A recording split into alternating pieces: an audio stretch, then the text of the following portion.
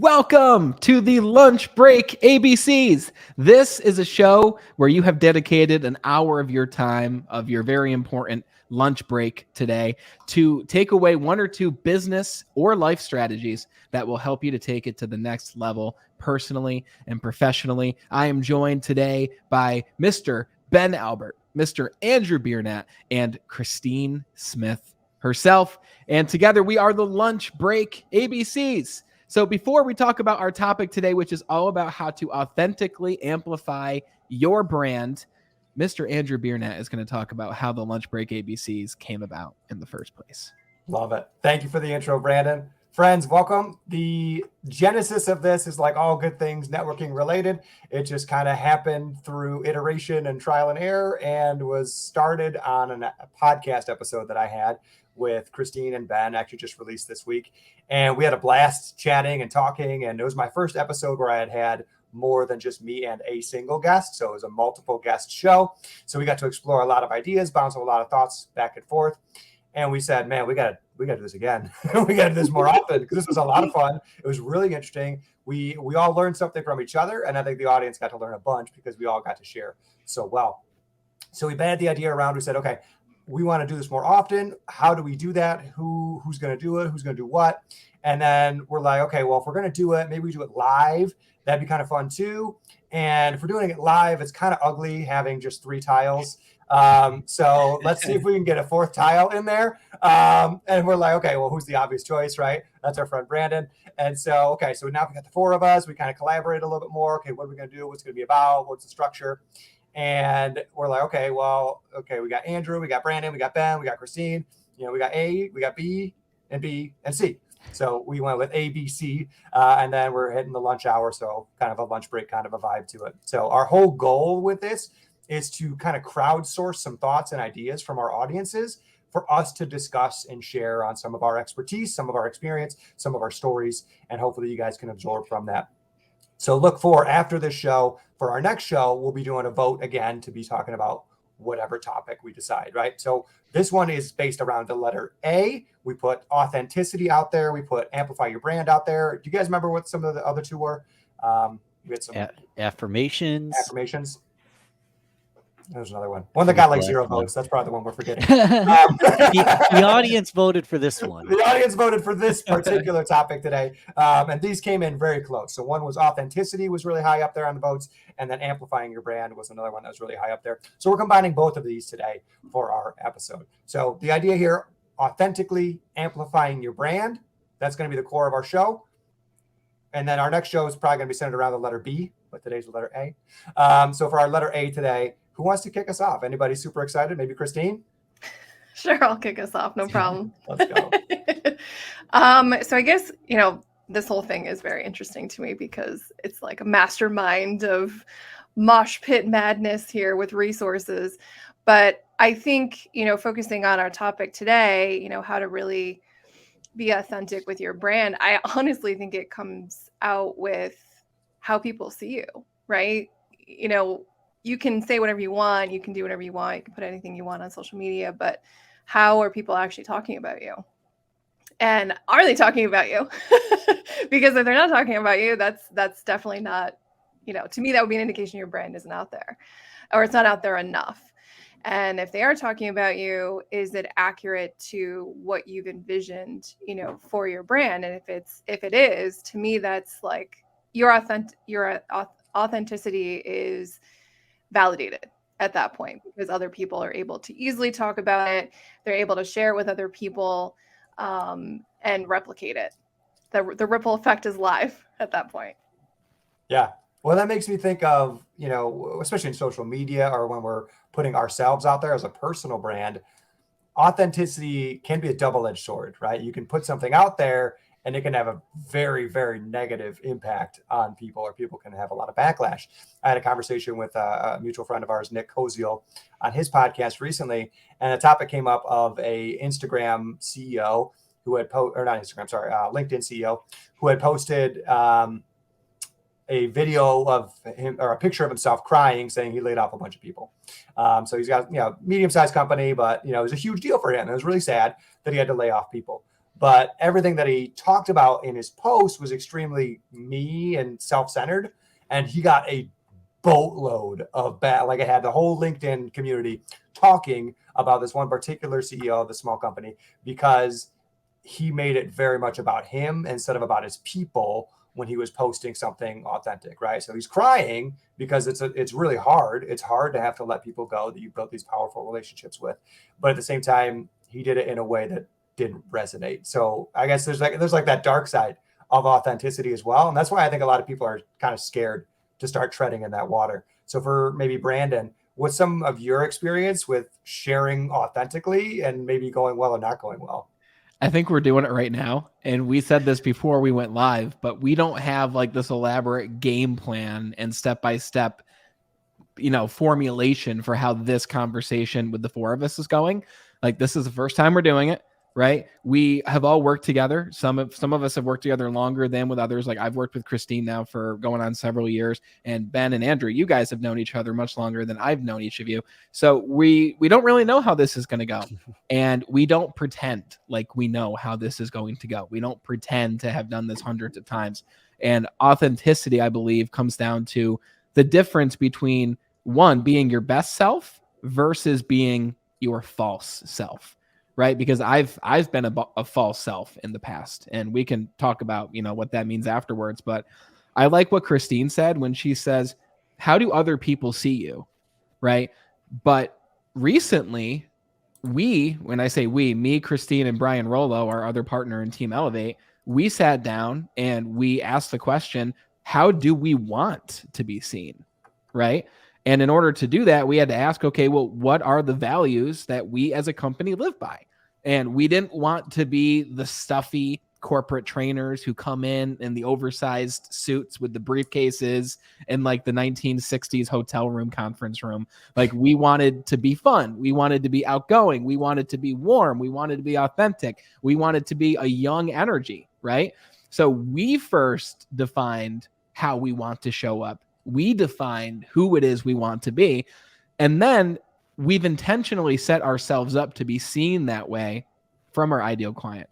But at the same time, I'm reading this book right now called Selling from the Heart.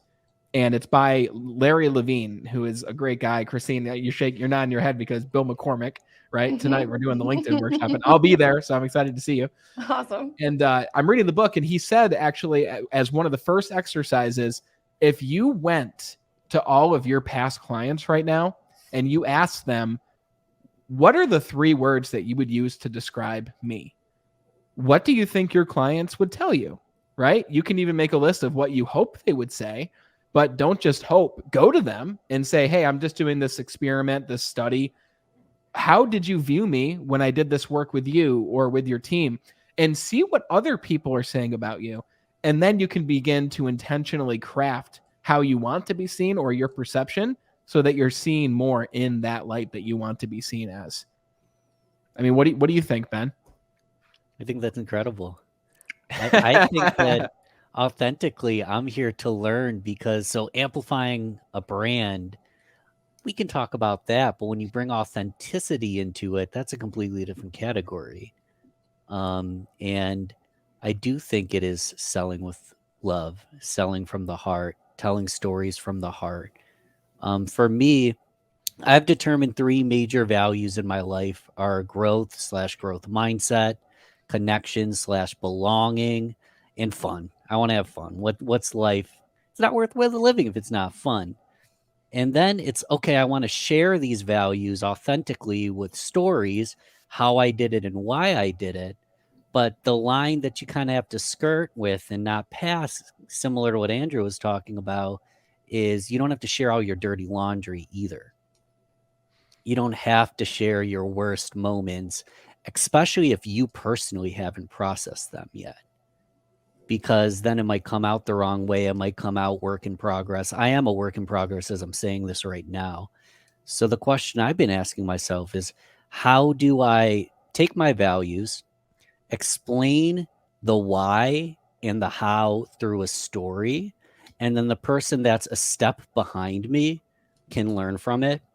while I am a continuous evolving work in progress, I'm always learning from someone who's a step in front of me, and I'm looking to educate someone who's a step behind me. And I wear a black t-shirt every day, blue jeans. I like to wear watches, but I'm just being myself, you know. I'm not trying to be anyone different, and a lot of people don't like me, and that's okay. I think a lot of people love me, which is better. I like being I think liked. that's pretty good. But as long as you can be yourself without polarizing, sharing too much dirty laundry, maybe not beginning with the end in mind, considering how is this going to be perceived, if you can figure out what your values are and talk about how you've accomplished what you've accomplished and why, even better through a case story, talking about how someone in your life has accomplished this. That's another thing. I'm all over the place, guys. It's another thing I struggle with, talking about myself. Sometimes it's easier to talk about someone else and how they kicked ass, and you get to be that Sherpa, that guide, but they're the real winner. When if you're just talking about yourself and how cool you are and how you're the winner, then you're going to come across as a little bit of arrogant person. So I just kind of threw out like multiple ideas here, guys, but you can tell I'm not on a script, right? No, you're good. I want to pick up on one of those threads. And one of the things you talked about was personally sharing authentically and airing of dirty laundry and like, you know, how much is useful, how much is not useful. So for those watching this, the four of us tend to hang out a lot on LinkedIn. We find a lot of value in that particular social network. And for me personally, I try to post almost every weekday as often as I can. And most of my posts get anywhere from 300 to 900 impressions, right? And, you know, LinkedIn's got its own algorithm for how that all works and how an impression works and all that. For me, my audience is relatively small, right? Steadily growing, but small. So I did a post a couple weeks ago, September 1st, celebrating 7 years of sobriety. So stopped drinking on that day 7 years ago. And it's been a huge deal, right? A lot has changed in my life in order to make that happen. And I don't really share about it all that often because to me, it's happened, right? It's done. It's kind of like I got a college degree, you know, whoop-dee, I'm here now, right? I've moved on. But at the same time, a lot of people resonate with that. A lot of people recognize hardship and say, you know, I've struggled, maybe not with alcohol, but I've struggled in different ways. So I was like, you know what, this year I'm gonna put it out there. I'm gonna put that idea out there. I'm just gonna share and kind of let it go where it's gonna go. And so I made a post about it, and that post has ended up at over 8,000 impressions compared to my normal, you know, 300 to 900, right? So literally over 10 times, 20 times what normally happens. And so I think finding stories that you can share that resonate, you know, and we're talking about LinkedIn here. This is a professional networking platform.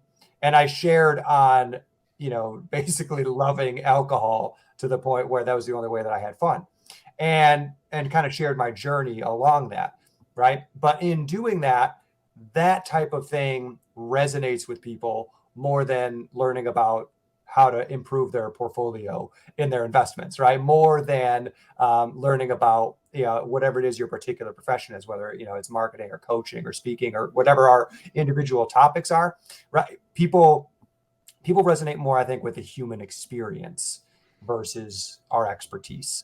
And so I think that's it. Go ahead. Yeah. I think we need both. I think that's it right there, right? Like, I've had some similar instances where, you know, I think you can post about your personal life in a tasteful way. And I think the old school mentality is, well, it's professional and it's personal and there's no overlap, there's no bridge, right? But that's inaccurate. That's not true at all. And a lot of, you know, your professional triumphs are because of something you overcame personally, right?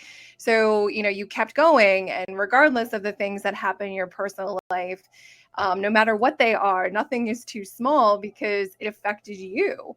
And I think talking about those things in a tasteful manner, I think that's the difference too, is sometimes people put their dirty laundry out, but they're doing it for the wrong reasons. They're doing it because they want people to be like, oh, you know, that sucks for you. And, you know, oh, I'm so sorry you're dealing with that. They're just looking for the attention. They're not looking at it as like, here's what happened to me. Here's what I learned. And here's how I overcame that. or here's how I use this as a spark to my fire. And, here's how far I've come because of that. And I think that's why your post did so well, Andrew, is because of exactly that. Here's what was going on. And I realized, and I made a change. That's the other thing. People have a lot of things that happen to them, but they don't always change after, right? They don't always make a modification, even if it's ever so slightly. You're in a toxic relationship, you're in a toxic job, like, you fall and get hurt, you get cancer, you have all these crazy things that can happen to any one of us, but everyone is going to deal with them very differently. And I think it's very important to show that human component, which I think authenticity is literally the human connection, right? Those things equal each other. And for your brand to really speak for itself, you have to be able to have those failures, right? Those good things, those bad things, the things that are like, well, it wasn't great, but hey, we'll do better next time. Those things have to be out there, because the reality is people are successful because they didn't stop. Right. They just kept going. But showing that, hey, listen, it wasn't always rainbows and unicorns every single day. And here's the journey I went on, I think resonates with so many people, because, if you're a business owner, and I know this might be different for you guys, even, Andrew, I know you have kids, but as like a parent, you wear all these hats, right? You have a house, you have kids, you might have other businesses, and, comparing to other people who own businesses that have the same situation, you're like, okay, I'm not alone. I'm not the only one dealing with all this madness and craziness by myself. But let's talk through it, because, I'm stuck in this whatever space, and I feel like I'm the only one because, no one else is talking about it. So getting it out there, I think, is just so important. Taking what you just said, Christine, taking that pain that you went through and using it and telling that story to help other people is huge. Because to give you an actual life example, when I was at the peak of my quote unquote success as the leadership coordinator with cellular sales, every quarter I sat down with the owners of the market, Luke and Tim, for a quarterly review. And we sat down and it was, this is going great. This is going great. This is going great. But for the second review in a row, they said the same thing to me for my feedback. They said, Brandon, you're doing a great job. You're traveling around upstate New York. Things are great. The trainings you're making are awesome. But at this point in your career here, you're just not relatable to the new leader, right? You're talking to the new leader, showing them how to train, showing them how to communicate, but they see you where you are with the title and with the things, but they can't relate to you. And because of that, there's a lack of respect there. And for those listening, you have a message you want to share. You have products, services, whatever it may be, but the people you are telling these things to might be saying, yeah, okay, Ben, like I get it, but how do you know this? Like, how are you an expert on marketing? Like, when have you ever marketed something, right? So telling that story is important. So at one of the next upcoming meetings that we had, like one of like the statewide meetings where we brought all the leadership in, I made it a point to tell my story of, listen, before I was in this leadership role, I was demoted from leadership 3 times because I wasn't ready to be a leader. I didn't understand humility. I didn't understand emotional intelligence. I didn't understand communication skills. I didn't understand respect. And it got to the point where I was about to leave the company because I couldn't see an opportunity where I could be a leader again within the organization. But once I started working on myself, my mentor took me under his wing, and I've told this story many times, but my mentor helped me to rise up internally, which helped me to then become a leader in the company again. And the reason I told that was so they could see, listen, I've been where you are. Like, obviously, I've been a new leader. I've made plenty of mistakes. I've failed plenty of times. But I think the important thing here is, like Kyle Palmer commented and said, the wrong people love to hear the problems that you were having. Yeah, 100%. And I think it's one thing to just tell a story, just to tell the story, like Andrew telling the story of, like, imagine if your story, Andrew, was, I used to be an alcoholic and it was really difficult, and now I'm not that anymore. It's like, not relatable. Hey, yeah, not relatable. Good for you. Congrats. It's like when Facebook asks what's on your mind, right? That's where you might write that. Or if it's like, I stubbed my toe once, it hurt, and I was sad. Like, that's one thing, right? But tell the story, and obviously we're using really minuscule examples, but tell the story. But like you said, Christine, like I think of it from a way that Russell Brunson from ClickFunnels teaches it. He calls it story, teach, tool, right? Tell the story and then share what you want to teach that person from that experience, right? As an example, a teaching moment from your story, Andrew, I didn't go through this, you did, but a teaching moment could be, you know, we can have addictive personalities and we can do things over and over and it becomes the new norm, right? So that's the teaching. And then the tool is what you actually want to give that person to help them. So my story was I failed in leadership. My teaching was you have to be strong before your team can be strong. And my tool was here's a framework to help you be strong so your team can be strong. So when it comes to authentic branding, tell the story, but include the teachings and include the tool so that someone can actually read your post or leave your presentation or leave a conversation with you and be able to say, wow, I really took something away from the 10 seconds or 10 minutes or 10 hours that I just spent with Ben, Andrew, and Christine. I love this to piggyback. So I feel like most of us, a lot of our listeners are going to be business professionals and they understand the tool really, really well. No one can speak about their products and services and solutions better than they can. It's actually telling the story where it almost feels like it's a different category. There's the explaining, rambling what's on your mind on Facebook. And then there's features and benefits, pitching a product. They're almost like two different categories. So let's begin with the end in mind. We already know that our tool, we already know that our product, service, our benefits have a high potential of really helping someone. Let's start there and actually go back and figure out what, stories in our life, stories in clients' life, stories, testimonials, analogies can actually illustrate why the tool works. Because I know personally, when I started in sales, it was actually hilarious. I was cold calling people and I was so nervous and so bad at it that even though I had all their information on the CRM, someone would pick up the phone like, hey, this is Andrew. And I'd write down the name Andrew. I couldn't just say, hi, Andrew. I'd write down the name. Be like, Andrew, where is Christine there? And like, I'd be like trying to transcribe the conversation while I had it. I was god awful. And I only got better at time. But when I started, really, I was focused on name. What is the pitch? What are my services?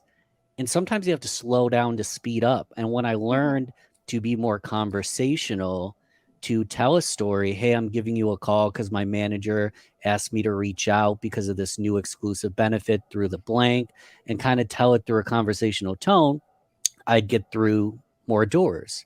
And then once I got to a place where I was actually giving these presentations, it was never the features and benefits and the stats that wowed people. It was the testimonials and case studies and storylines of how this has benefited so many people just like them and how they can benefit, it can benefit them. So for me and a lot of people, I feel like it's easy to get stuck on the tool, but we already know the tool works. Let's figure out what stories can authentically, we're talking about amplifying your brand, amplifying your gifts. We already have the gift. We just need to find the best way to amplify that through authenticity, through storytelling. And I know you guys do this on a daily basis. So any additional thoughts on that? I've got a few I can dive into, and then it looks like Christine's ready to dive into. Yeah. I want to talk about, you mentioned Russell Brunson. For those who haven't read any of his books, would highly recommend it. You'll understand so much more about marketing, the internet, and just really everything as far as how online consumption works, and just consumption in general. And you mentioned the story teach tool. Another one that he teaches is hook story offer. Right, anytime you're making a post, you got to have a hook. Right, that first sentence or that first couple seconds of a video. That's why people are like a lot of times like messing with their cameras, or they're like doing something weird. You know what I mean? It's like it's to catch your attention, right? And that first line on a post is usually something outrageous. It makes you say, "Wait, what?" Yeah, right. And Christine would call that a whiplash statement. Thank you. You're putting something out there that's capturing attention, right?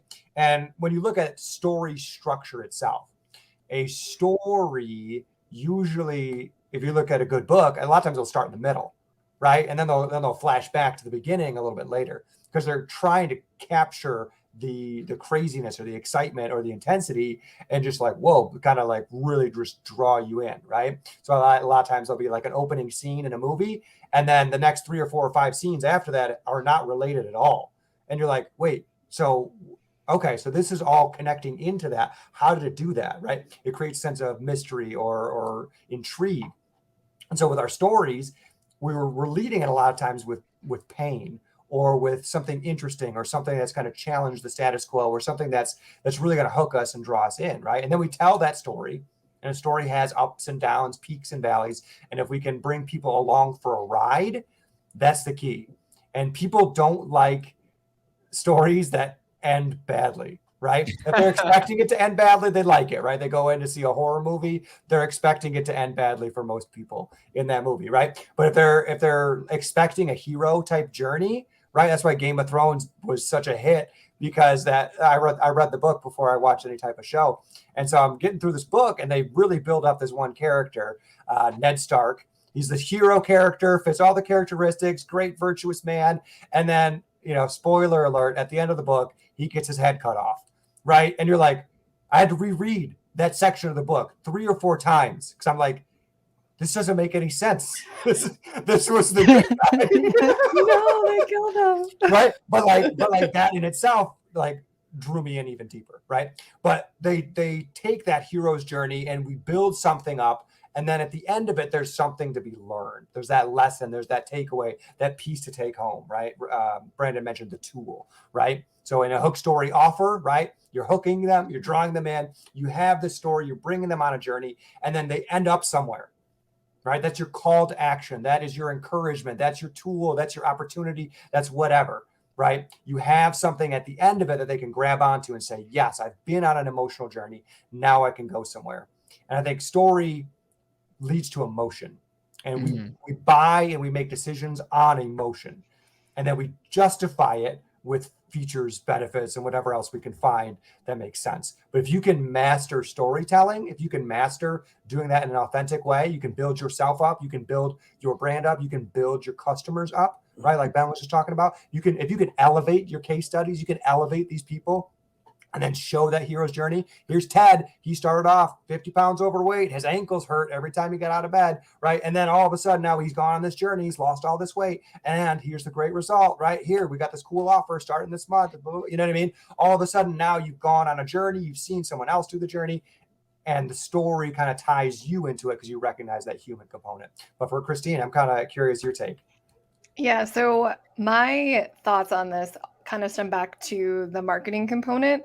So I have this conversation a lot with clients when we're trying to work up, marketing strategy, especially when we're focusing on the social media side of things. And, obviously there's the hook, line, and sinker type mentality, right? When you're making posts and graphics and things like that. But the biggest thing that I think people miss is the translation.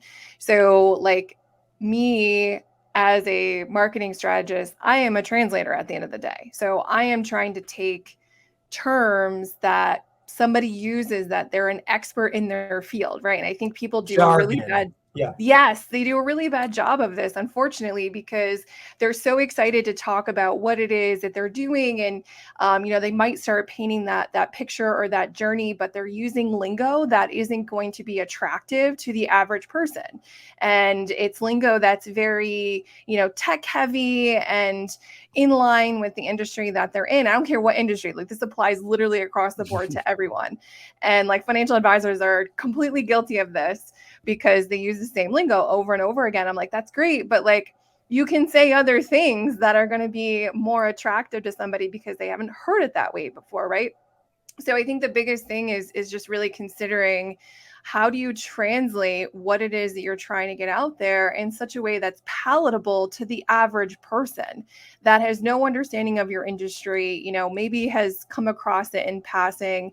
They may not be interested in your services at all, but that doesn't mean that they shouldn't have the information, because you don't know who they know, right? Like, obviously I'm really big on, the whole ripple effect concept, but I think, having that translation and how you have your conversations, right? Like I've literally had conversations with people and they're like doing the whole word vomit thing, right? They give me everything and I'm like, that's great, but I just said hi to you. why are you throwing everything at me? Like, can we just have like human conversation, right? And I think our the environments that we're all in, it's a very hustle bustle type environment, and we're told, the return, we got to get this, we got to do this, we got to do that, right? We got to make 50 million cold calls a day, and we really miss, okay, how are we translating to other people? What exactly are they hearing, and are they able to replicate that information to somebody else? Because if it stops after every single person that you have a conversation with, like, this is a bunch of time wasted, in my opinion. Like, what are you doing? You're not having quality conversations. It's never going to go anywhere. You're going to work 10 times harder than anybody else and not have any results, right? Your results are going to be minuscule compared to the person working more efficiently. So yeah, my thing is, be a good translator. You can tell a fantastic story, but you still have to consider the translation of that story so other people can really visualize that in their brain very easily. And with that, you have to know who you're talking to, right? Like, whether you like him or not, if you take a look at any of Donald Trump's rallies, okay, that man didn't use any word that was above a third grade comprehension. Like, an elementary schooler could be at that rally and understand everything that probably not the best place for him to be, by the way. But they would be able to understand everything from a lingo sense because he spoke at a third grade level. You look at other people, right? And they're speaking with like these big words and euphemisms, and they're trying to sound intelligent. And if your audience is doctors and lawyers and engineers, then sure, you can speak that way. But especially when you're reaching a global audience, or especially if you don't know who your audience is at all. I spoke with someone recently. Her name is Sarah Phillips, and she's a sales coach too. And she specifically works on helping people relate to the different personality styles. And she says right now, if you are only talking the way that you like to talk, if you're only communicating the way that you like to be communicated to, then she says you're only closing 25% of those deals because you're not relating to the other 75%. There's 4 core different personality types. And if I have an engineer type, which we'd call a thinker at my desk or on a Zoom call, then I'm not going to be speaking to this guy like a dynamo, like someone who's fast, quick with their words, swift to make decisions. I'm going to be helping to guide them through a thought process, right? So going along with what you just said, Christine, I think it's really important to understand, who are you speaking to? Like me, I speak with salespeople all the time. Most salespeople, unless you're like this high-level pharmaceutical salesperson, most salespeople don't have a very vast college resume or experience. Like, I started to go to school, but I dropped out because I started making a lot of money. And I was like, why am I going to school? I'm doing really well doing this. So I speak to people who are in a similar boat as that. So maybe I'd be at that rally too, speaking in third grade language. Who knows? Do you guys know what the golden rule is? The golden rule: treat others the way you want to be treated. Mm-hmm. It's a lie. The platinum rule is to treat others the way they want to be treated. Wow. Because if you have a boutique salon, you probably don't want a 14-year-old boy saying, "Hey, what's good?" and high-fiving people walk in the door.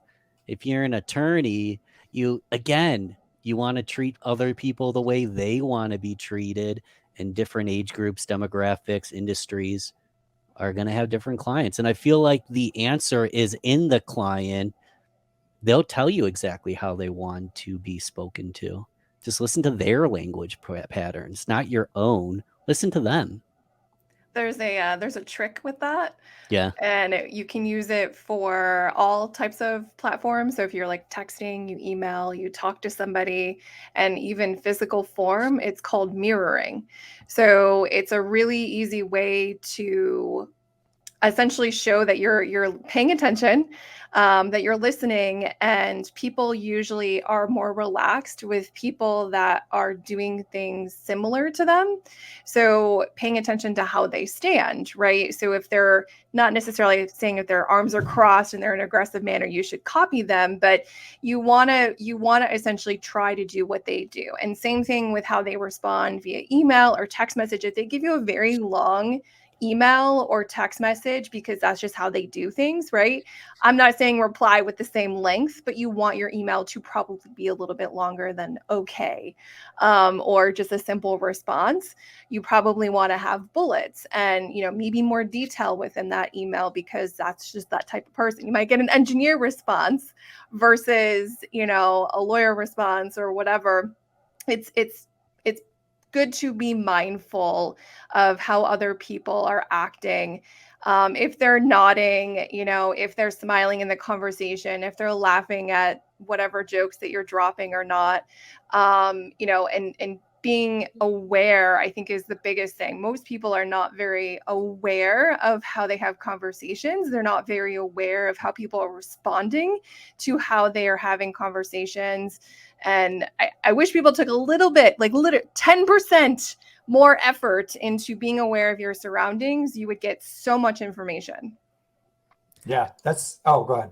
I just have to share this, Andrew. I'm sorry. So you said mirroring, and I just have to share this stat before we leave this, because I know we're going to go somewhere else. But there's 2 studies I want to share with you real quick, and you can try both of these, okay? If you have a significant other, all right, when you're laying in bed, assuming you lie in the same bed as this person, right? If you're laying in bed with this person, when they fall asleep, all right, it's getting kind of weird, but I promise you I'll bring it to a not weird place. When they fall asleep, I want you, and I challenge you, to be conscious of and aware of the way that they're breathing once they're asleep, okay? So if they're breathing in, you breathe in with them. When they breathe out with them. Remember, they're asleep right now, so this isn't going to be weird. And don't tell them you're going to do this. Not that it would matter. Now that you're breathing along with them for 2 minutes, that's the amount of time, 2 minutes. I want you, who's awake, to change your breathing pattern.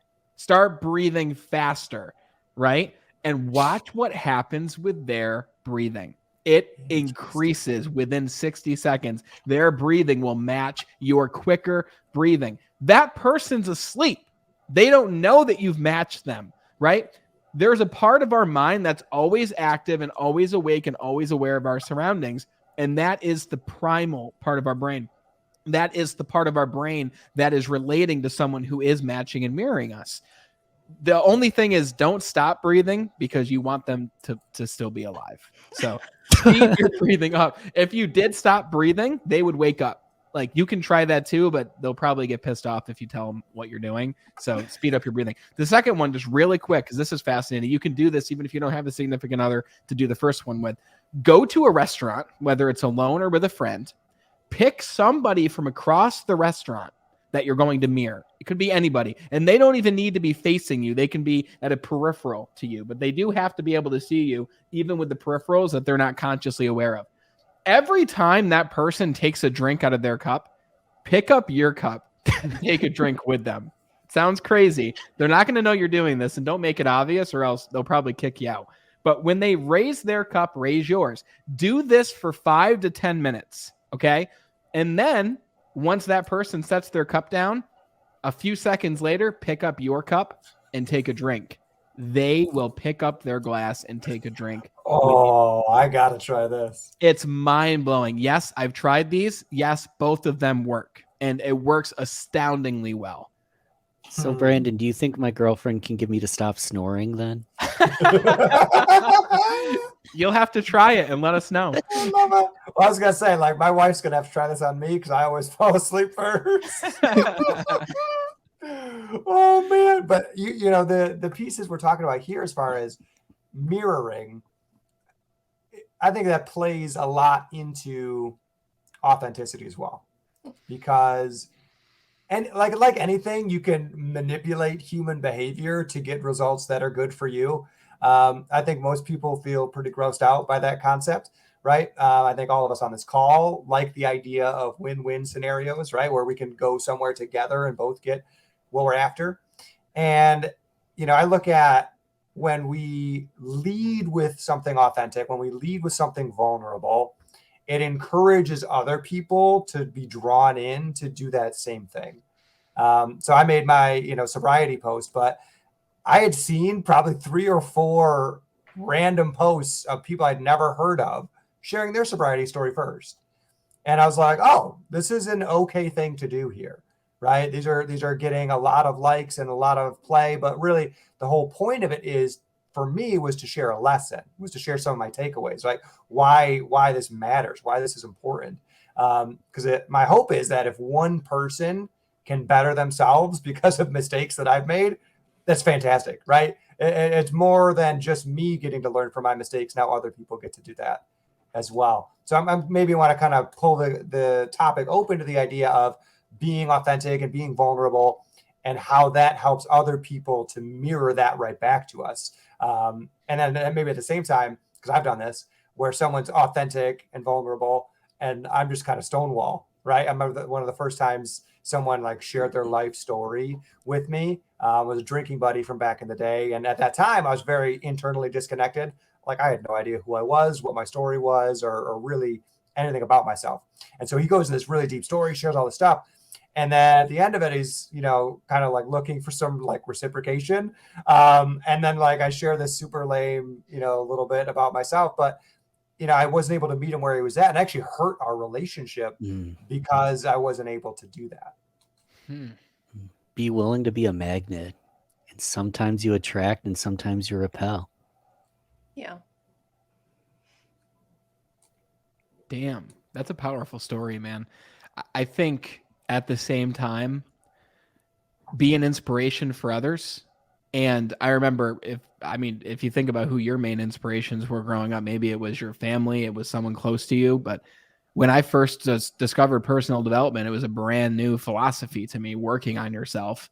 My first inspiration, like hardcore inspiration, was Tony Robbins. Like, I would literally watch everything of his. And a part of what attracted me to him in the first place was his vulnerability and him sharing his life story of coming from a place where he had like 9 different fathers. He didn't have food on Thanksgiving. Someone delivered a Thanksgiving meal. The father that he had at that time tried to say no to the Thanksgiving meal. The guy delivering the meal was like, hey man, put your ego aside and feed your family and just take the damn meal. And he said that from that point on, he realized that people are good and that there are good people. And he wanted to be one of those people. So when I mentioned earlier, being your authentic self versus being a false self, for a long time, I just wanted to be Tony Robbins. Like, my goals became Tony Robbins' goals. Like, I wanted to host events with thousands of people. Where did that come from? It came from Tony Robbins hosting events with thousands of people. So it got to the point where I was literally wanting to present like him. I would watch videos of him presenting. I would literally copy the movements. I would do all that stuff. And it got to a point where I was like a little mini replica, but it was inauthentic. It wasn't who I was, right? And I think at the beginning, like what you said, I think it's important to draw inspiration, but don't let inspiration become obsession, right? It was only once I realized my differences from Tony Robbins that I realized what my strengths really were, right? I realized it's okay if I'm not as explosive as him. It's okay if I'm more quiet and more introverted. I realized that, like what you said, Ben, that was a magnet to other people who were like me, because before that, I was only attracting boisterous, outgoing, extroverted people. And it was tiring because I had to constantly keep up with those types of people. That's just not who I am.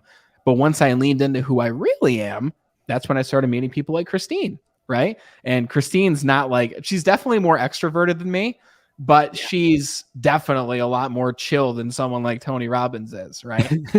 Yeah. That's when I met Brian Rollo, who again is more of an introverted individual who listens and takes in information.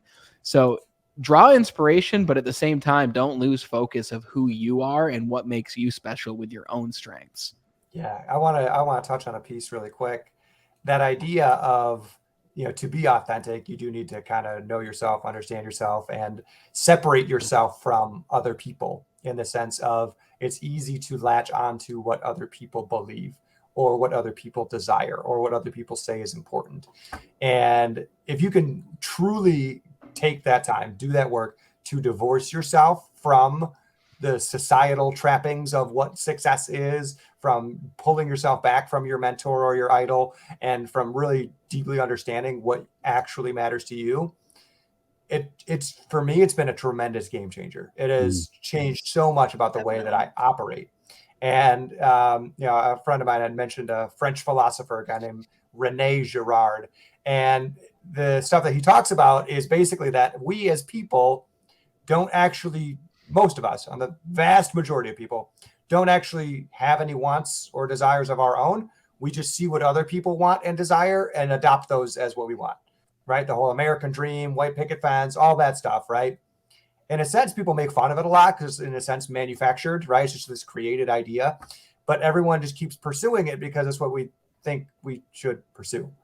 And so my challenge for those wanting to maybe dip their toes into authenticity a little bit more is, I think, number one on that side is be willing to iterate, right? Iterate. Let's bring that down to a third grade level, right?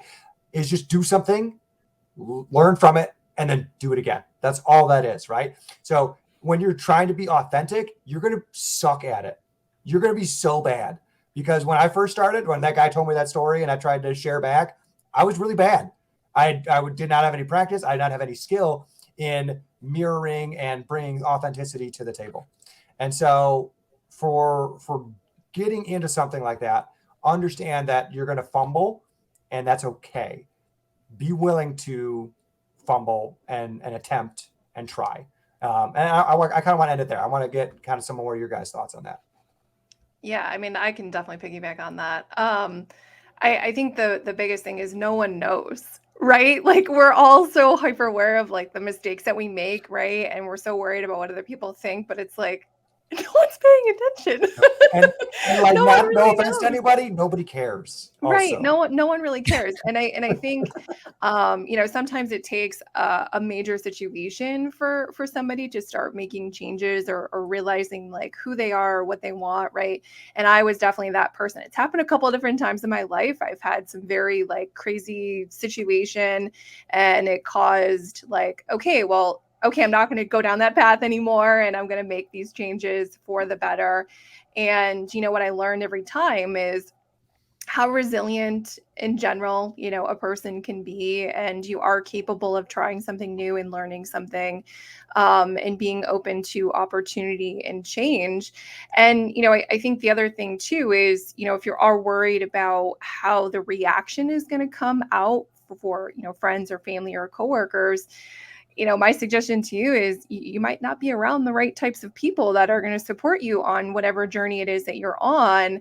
If people keep telling you, well, stop doing that, you're never going to make it, or, you're doing it wrong, even though in your heart it feels right and it feels like you're going in the right direction, you're not around the right types of people. I think it's good to have criticism. I think it's good to have people that tell you like, okay, what are you doing? Right? Like, this isn't the right direction. But there's a difference between criticism and toxicity. And I think being able to recognize those things in any type of situation, whether it's family, friends, work life balance, all of those things, you can have toxicity. And being able to understand, like, if I want to get to that next level, if I want to be true to myself, true to my family, true to the people who actually are going to support me, then I need to continue trekking along. And if people don't like it, well, maybe they're not my people at the end of the day.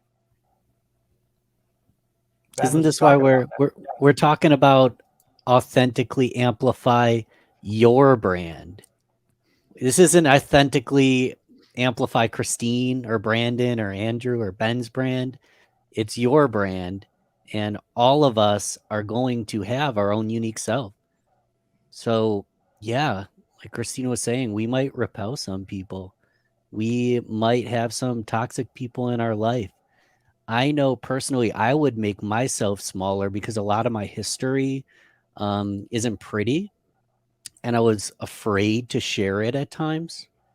And I noticed that my mom would literally like listen to every podcast, like every post, share it. Like she was my biggest cheerleader, and I would kind of like hold back because I knew my mom was watching. And when my mom passed away 6 weeks ago, 6 weeks later, I wish that I had shared everything. And I was thinking, oh, do I block her or do this, or I'm uncomfortable, she's listening. Like, I actually regret not sharing more. Yeah. And I'm still working through, I mean, what you should, could, would do. But if you're speaking your truth and it's from the heart and you're humble enough to know that you're not at the end destination, you might even just be a step ahead of where you just were. But other people in that same level, you're almost doing the world a disservice not sharing it because you don't know who needs to hear it.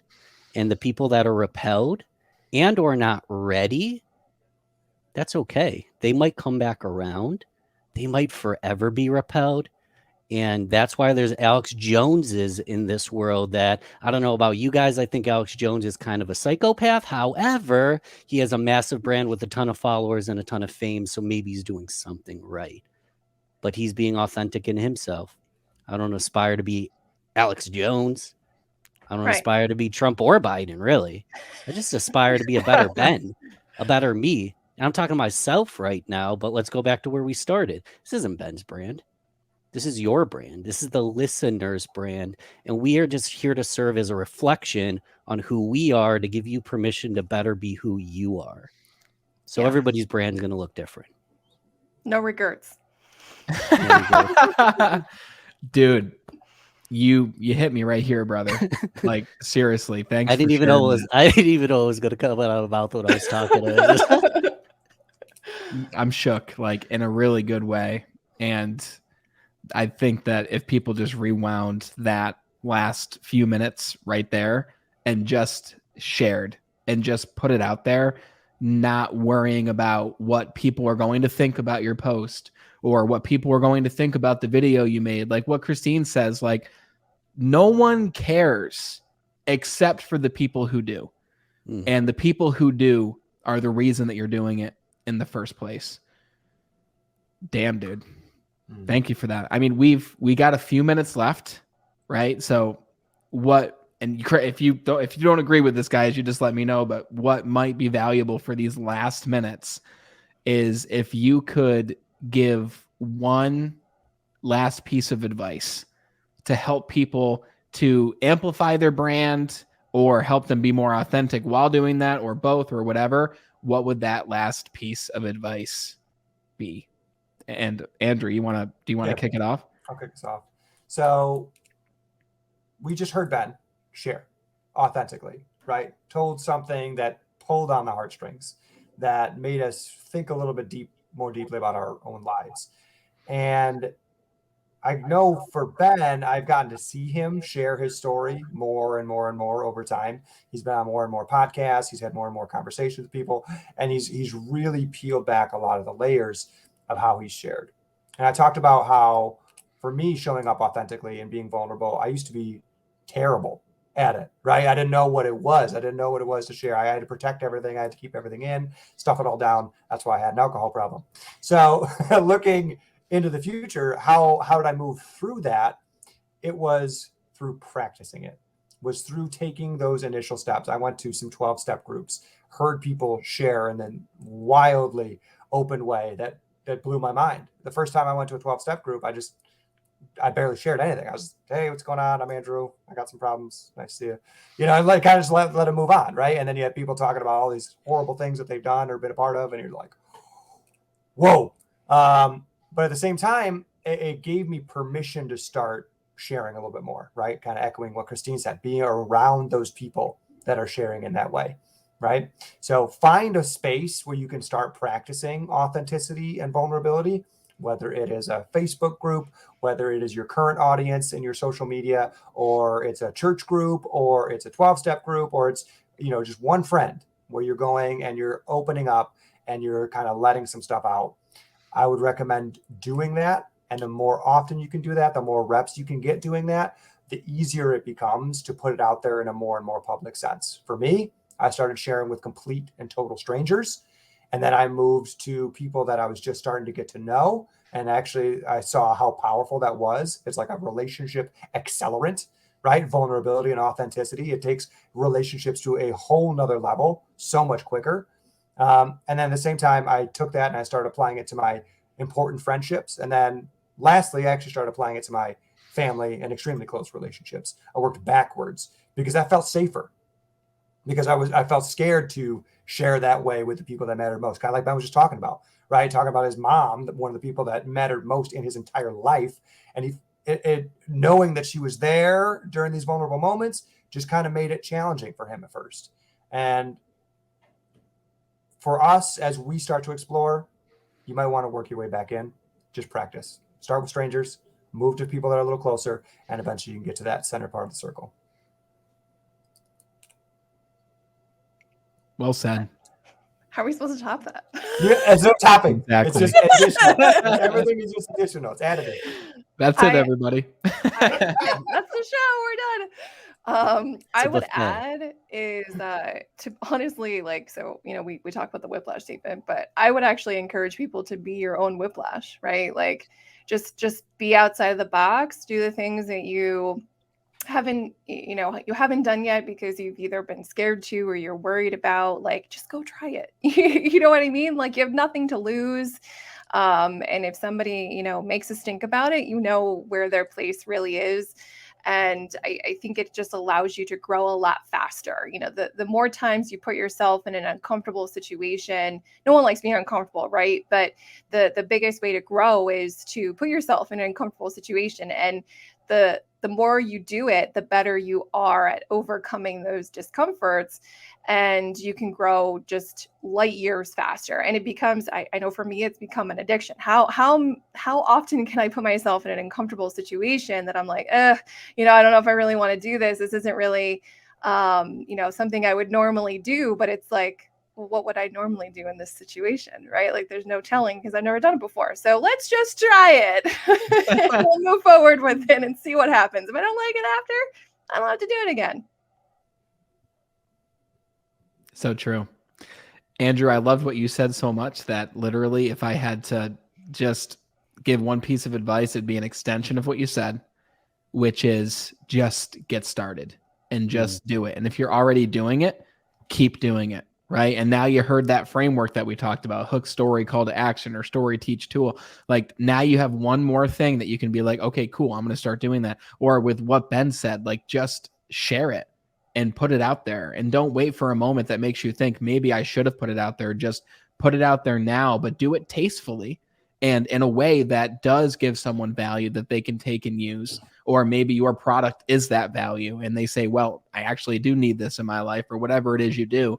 Like, the only reason that I'm even a part of this today is because you guys thought to invite me to this, right? The only reason you thought to invite me is because Christine knew me. The only reason Christine knew me is because Brian Rollo invited me several years ago to join something that we called Level Up Your Business. The only reason Brian Rollo knew me is because I joined Toastmasters, which is the group that I first joined to be more vulnerable. And I didn't join it hoping to be vulnerable. I joined it because I wanted to become a better communicator. But I joined Toastmasters and shared a bit about my story, what little story I had at that time. And then one meeting I showed up and there was this tall man in a suit who was Brian Rollo. And I heard him speak and I was like, wow, I got to know this guy. So just start, because Christine calls it the ripple effect, right? She literally called her company after this because it's so powerful. But literally, you never know what that starting will lead you to. It might lead you to the person who leads you to the person who leads you to the person who brings you down to this journey that we call life. So just get started. Love it. Ben, you want to finish us up? Yeah, let's draw. Okay, so if we have a pen and paper, you want to draw 3 lines. You want to choose a problem that your ideal connection, client, etc. is having. How you discovered this was a problem in your own life, and tell a story of how you or a client ultimately solved that problem. So you've got the problem, You've got how it was discovered and a story about how it was solved. And in most cases, that's exactly why your product and solution is perfect for them. And if it's not, they'll be repelled, and that's okay. But if we can talk problem, story, solution, we'll kick butt. Damn. Another good framework. Just made that baby up. I wrote it down. I'm using that. Awesome. This was the first lunch break ABCs. We literally just crossed the hour mark. Guys, I hope you took a ton away from this. Be on the lookout for, realistically, in 2.5 to 3 weeks, for the second poll asking what you want to hear about. You'll hear about it either from Ben's page, Andrew's page, my page, or Christine's page. And tune in next month for round 2 of Lunch Break ABCs. And next week's B, right? So guys, if you have B's, type them into the comments as well. Let us know what B's, because we're going to choose 4 B's for you to choose from. But if you have any B's that you want us to talk about, put them in the comments and ask a friend. Let's get all the B's in so we know what to talk about next time. The birds and the bees. Put them in the comments. Thanks, guys. Thank you, guys. This is great. Bye, y'all.